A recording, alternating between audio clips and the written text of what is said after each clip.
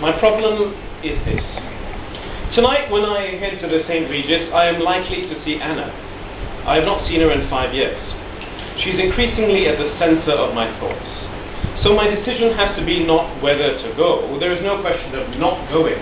For if you stop moving forward and upward, this town flings you back and down like a treadmill, cracks your backbone and crown on the concrete floor of that gymnasium called ambition. But just what to do when I get there, now that I'm single again, not counting you, and I'm not counting you with all the X's and Q's in your name.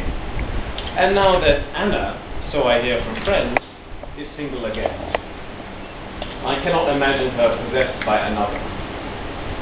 She was married to an Indonesian Chinese, the sort of fellow who through no discernible effort owns large tracts of denuded rainforest, a few gaping wound in the earth mining operations, and sundry manufacturing concerns that spit out the things that float beneath the margins of your consciousness, like the hinges on gates, and not actual cement, but the sacks they put cement in, and the powder they adulterate cement with, so that buildings fall down sooner rather than later.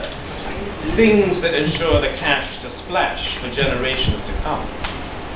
She married him soon after university, just 6 months after she and I had our final conversation. And they lived in Nassim Road, just next door to Tony Tito, the biotech fellow, and Catherine Lee, his trophy wife. And when Anna moved out, as she did in January, thankfully without having had children by him, as though she was some sort of gold-leaf foreigner, she moved into a penthouse in Sentosa Cove. Sometimes the most exciting part of the marriage is the real estate. So my problem, as I see it, is one of language. How do I construct the ideal sentence? That sequence of words with talismanic capability to gain me entry or re-entry into her life. At that point in the evening, when the bubbles in the half-empty glasses of champagne are beginning to go the way of all bubbles, and the elaborately vertically arranged desserts have been laid low and grazed over, when the blancs have been kept firmly on, strapped tight for the 10 stipulated minutes of grim-faced dancing, when the stately proceedings of the raffle have been concluded, and the F.J. Benjamin vouchers have been duly bestowed upon those who need them least, when Anna is about to make her way down to the ballet dance, when I dismiss you, my dear, with a nod and a calibrated smile, when I'm alone to face my future, when I'm alone to make my move, what words do I arrange into a phrase of power? In our last month together, Anna told me there was something deeply poignant. Actually, no, the word she used was quite pathetic, actually, about placing such stock in physical things. You can't live your life in objects, John, she said to me. She picked up something lovely in my improbably lush dorm room and turned it this way and that, catching that famous Upper West Side light that all Singaporeans dream about, and put it down, finally. And I didn't want to say anything that would reveal that I knew exactly what she was talking about, but that it was a deliberate choice, given the reliable unreliability of the human race, of the terrifying degrees of uncertainty that accompany every human relationship. Is it not more reasonable, is it not a survival technique, to celebrate instead the glorious, tactile, loyal, faithful product of humanity's great civilizations?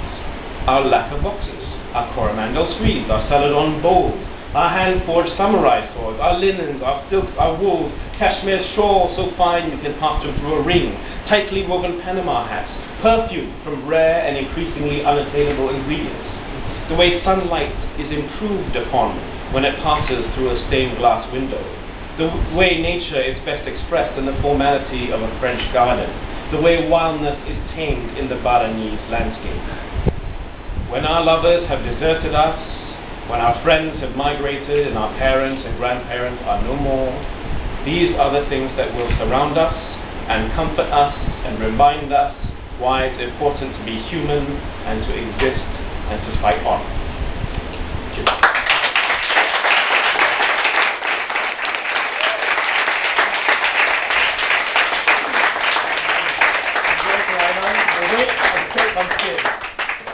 So on nights that I am sick,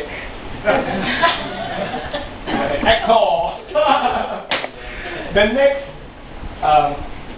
play is part of the encore season, and it's called Nadira by Alfian Sa'ad.